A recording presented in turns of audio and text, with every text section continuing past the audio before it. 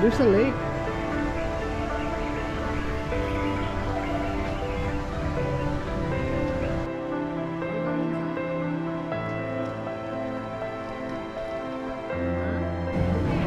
Peaceful life.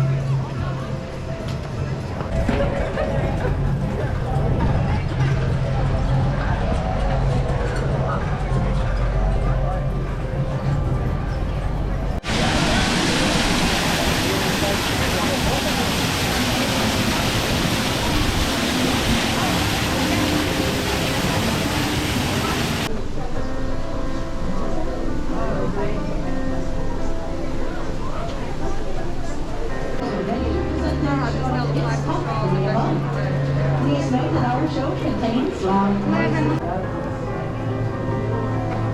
Look at the box.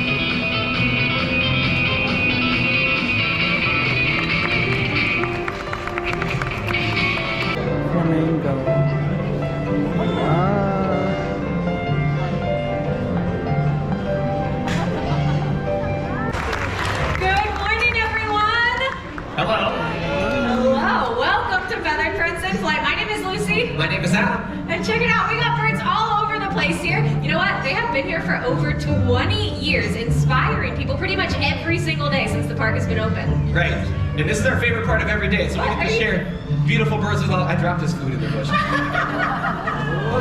Enzo. But we like to talk about the cool adaptations that they have. And by the way, he's going to fly back again. You're going to have a second close look. Yeah, the close looks is the coolest part of this because it gives you a chance to see all of their amazing adaptations up close. So this is Jean. Got it. Good job. Thank you. Jean's a ground hornbill, and you saw she can fly, right? But they're called ground hornbills because if you spotted one in the wild, they'd be on the ground using that huge beak that they have to forage for all kinds of food. Right, but they mostly eat meat. They're mostly carnivores. So picture this. They come across a snake in the grasslands. They pick it up with their beak, shake it around, and slurp it back like spaghetti. And it's disgusting. But it's also kind of cool. And they have nice sturdy legs that allow them to locomote on the ground with ease. I mean, look at them go. Like, this is what they'd be doing if you spotted one in the grasslands. Like, they'd be walking around looking for things to eat. My favorite thing to share with all of you about this guy is like watching him traverse the ground at top speed. That's it. But the cool thing is, all of those adaptations combine to create animals who are phenomenal at what nature has built them to do. And that's awesome. It is awesome. And we can see it even within the same family. So this is actually another type of hornbill called a trumpeter hornbill, but they look very different, right? Because they're found in a different spot. These birds are in the forests of Africa, so they have that narrow body shape and long tail, which is going to allow them to weave between the trees without losing any speed. And we want to show you that, but we don't have any trees, you might notice. So we need two people who want to be trees, and they want to help out and have hornbill fly through their arms. Yeah. How about like right back here in the back, like in the dark shirt, yeah, with that sunglasses on your head. Yeah, you need a partner, so stay right where you're at. You need somebody to help you from your party.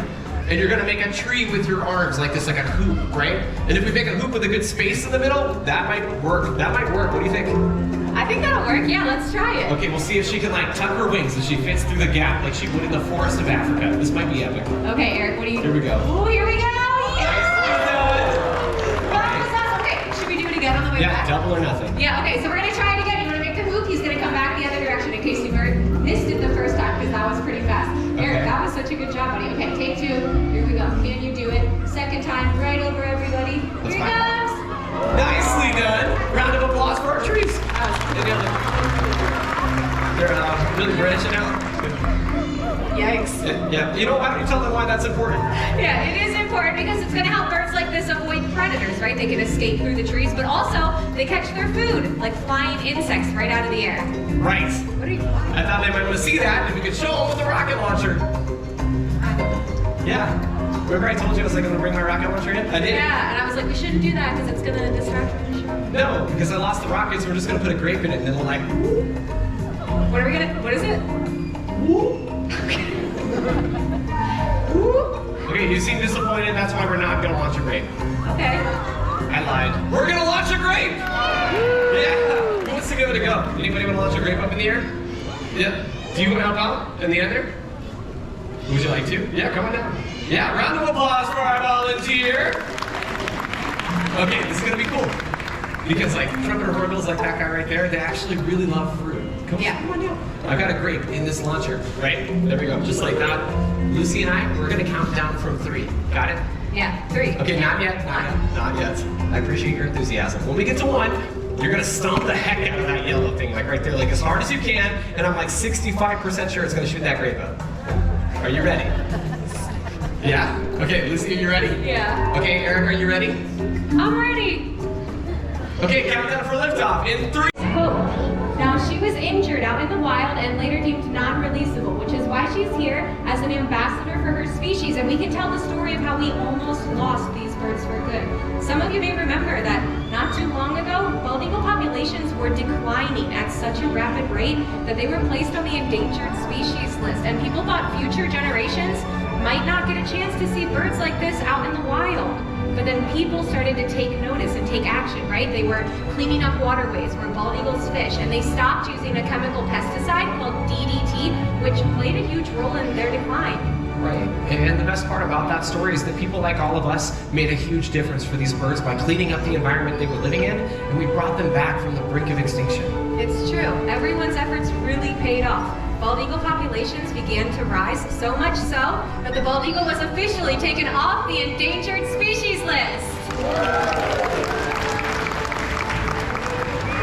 It's a pretty cool conservation success story because it shows the power we all have to protect wildlife.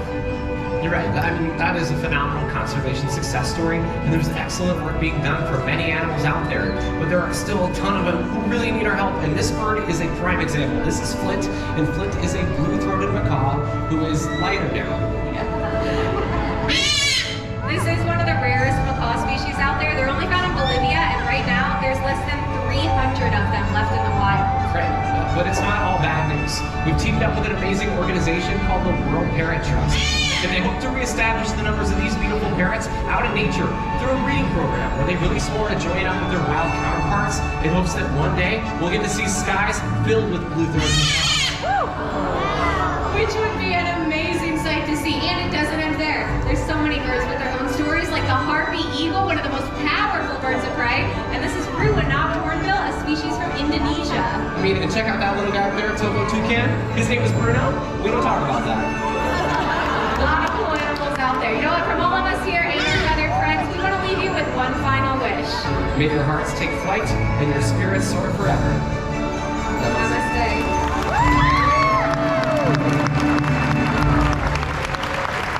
Thank you all so much. You've been awesome. And we hope you enjoy the rest of your day in Disney's Animal Kingdom. Bye, everyone. Bye. Explorers and friends, thank you.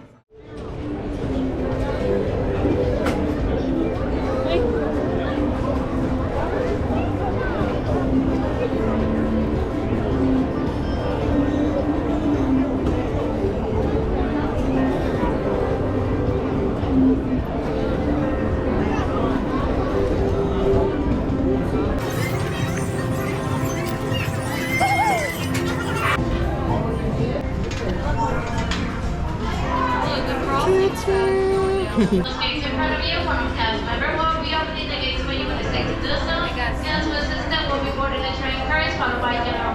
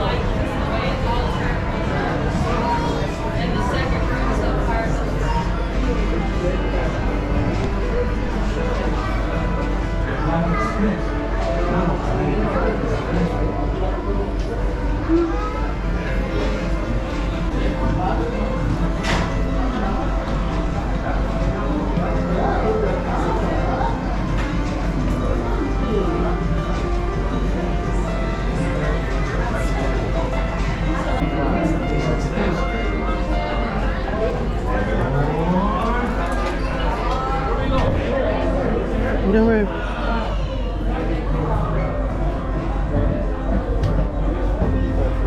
Just right here. Yeah.